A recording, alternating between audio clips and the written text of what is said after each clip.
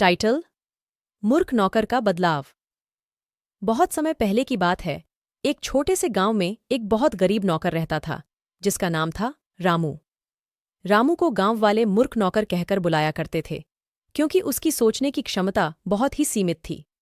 एक दिन गांव का अमीर व्यापारी उसे अपने घर का काम करने के लिए रख लिया।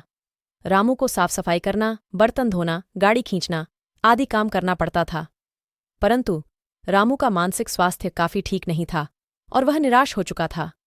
एक दिन गांव में एक पंडित आया और रामू से मिलकर उससे पूछा, तू इतना निराश क्यों है रामू? रामू ने कहा, मुझे यहाँ का काम करके कोई खुशी नहीं हो रही।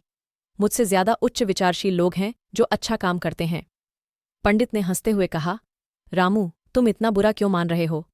अगर तुम्हें अपनी सोच बदलनी है तो तुम कुछ कर सकते हो। रामू ने सोचा और उसने फैसला किया कि वह अपनी जिंदगी में कुछ बदलाव लाएगा। उसने गांव के स्कूल में पढ़ाई शुरू की और रात के समय मेहनत करके अध्ययन किया। कुछ सालों बाद रामू ने एक सरकारी परीक्षा में सफलता प्राप्त की।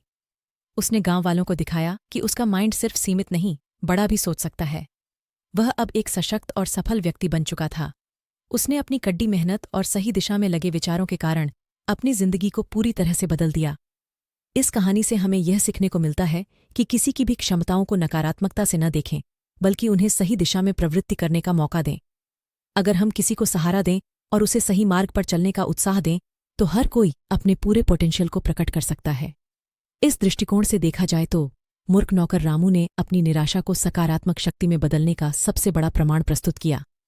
इस कहानी का सीखने का संदेश है कि सोचने का तरीका हमारे जीवन को कैसे प्रभावित कर सकता है और हमें किसी की महत्वपूर्णता को कमी नहीं समझनी चाहिए।